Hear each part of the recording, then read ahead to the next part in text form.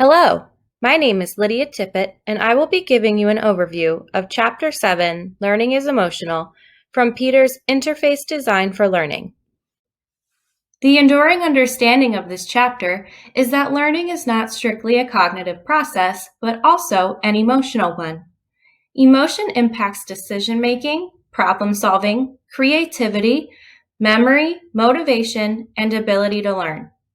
As we design learning, we must take this into account in order to help focus and engage learners. This chapter is broken into 3 main sections based on strategies for designing for emotion in learning environments. These sections are strategies for inspiring creativity, strategies for supporting engagement and flow, and strategies for sparking motivation. Peters provides multiple strategies for inspiring creativity.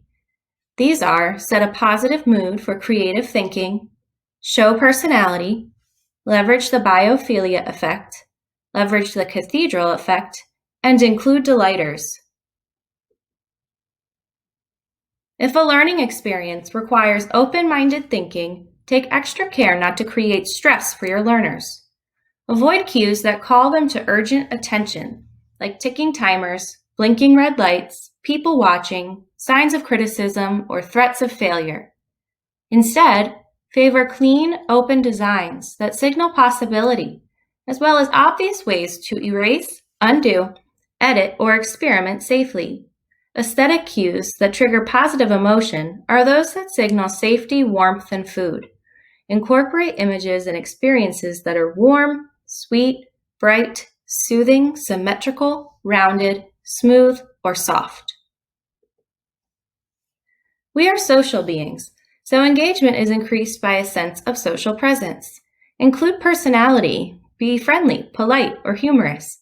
It could be as simple as adding a Bitmoji. You can leverage the biophilia effect by incorporating views of nature, which can reduce stress and increase focus and attention. This is why I have chosen images of nature and earth tones in this presentation. You can leverage the cathedral effect by keeping screen design spacious and open to possibility, or feature-rich and optimized for detailed work. This makes me think of having a clean, easy-to-use learning management system that is not crowded with colors, patterns, and images. Rather, keep it simple and streamlined, with clear modes of navigation. And finally, include delighters, which Peters defines as delightful moments of surprise. Delighters lead to smiles, which lead to creativity. This could be a GIF, confetti when students submit work, or changing a heading based on an event or celebration. Just don't overdo it, as delighters can quickly impede learning. In the next section are strategies for supporting engagement and flow. Beware of primal attention grabbers, use story and narrative, use segmenting and variety to sustain attention, make it harder, make it easier, mix up the level of challenge, and apply constraints. Beware of primal attention grabbers. People are hardwired to stay focused on the face, mood, mating opportunities, or danger. So unless that is the topic of the lesson, such images can be distracting and add to cognitive load. Make sure that any graphics or information you add support the learning. A better way to reach people is by using story and narrative. Stories can make even the driest of information understandable, interesting, and memorable. You can add characters to the learning or invite the learner to become a part of the narrative. Peters suggests using segmenting and variety to sustain attention. People have a very limited attention span on the web. They like to click, move, scan, and act. So reading long-winded paragraphs or sitting passively to watch a video can make them antsy. Therefore, it is helpful to find the balance between passively and actively learning. Additionally, try to chunk information into smaller parts by making lists, using bullet points, or including short video segments. Another way to support engagement and flow is to mix up the level of challenge. When a task is too hard, the learner becomes frustrated and loses the sense of competence needed to complete the task.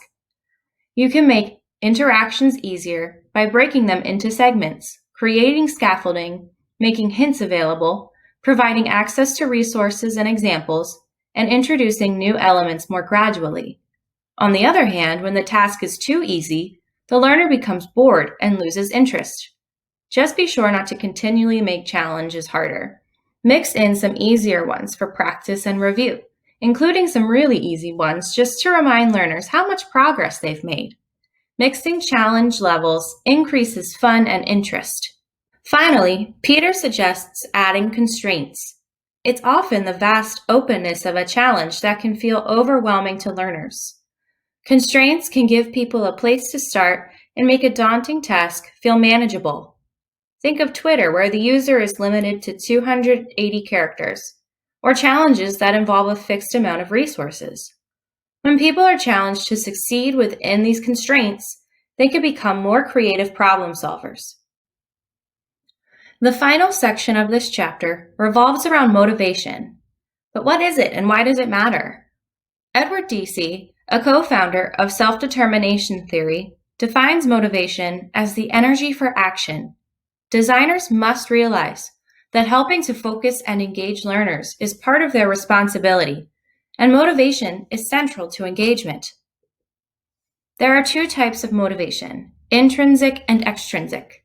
Intrinsic motivation is doing something because it is inherently interesting or enjoyable. Extrinsic motivation is doing something because it leads to a separable outcome.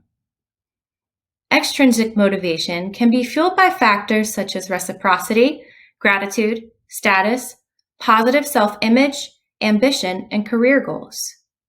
Extrinsic motivation is not always bad and can work in certain situations.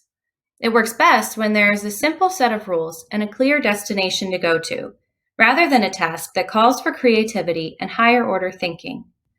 The designer must provide feedback that reflects the learner's growing mastery of real-world skills. And rewards should be used as a bonus, not contingent. Such if-then rewards narrow our focus and often lead us to try to take the shortest path to the solution. Peters, Pink, and Deci all agree that autonomy is the core of intrinsic motivation. Autonomy leads to creativity, problem-solving, improved performance, positive emotions, and psychological and physical wellness. Some ways to promote autonomy, meaning, and curiosity are with PhET simulations that encourage students to engage in low-risk physics, chemistry, math, earth science, and biology simulations. Virtual field trips can take students on journeys through social studies, science, geography, ancient civilizations, and more. Podcasts give learners access to a wide variety of people, perspectives, and topics. Google Earth takes learners around the globe and on targeted trips using Voyager and projects. You can cover the same content but allow students to choose what they read using Newsela, Scholastic News, Epic, and Wonderopolis. Google Arts and Culture has games, places, museums, and artwork. Nearpod's student-paced lessons allow students to work at their own pace through a variety of experiences like VR, field trips, and 3D objects. You can support self-expression by giving students choices such as writing or typing, speech-to-text, audio, video, drawing or diagram, Jamboard, or creating something new. You can support social learning through Google Apps, Boom Writer stories that students create collaboratively, discussion boards where students can freely share ideas, collaboration using Padlet, and engaging in fun competition using Kahoot. Finally, promote growth mindset by showing and rewarding progress. Student reflections and self-evaluations can be done through Microsoft OneNote, Google Forms, and Flipgrid, and students can make online portfolios using Canvas, Google Folders or Sites, ClassDojo, and Seesaw. So remember, as you design learning experiences, don't forget that learning is both a cognitive and emotional process. I'll leave you with this quote from Daniel Pink. Ask not how we can help motivate people. Ask how we can create the conditions for people to motivate themselves.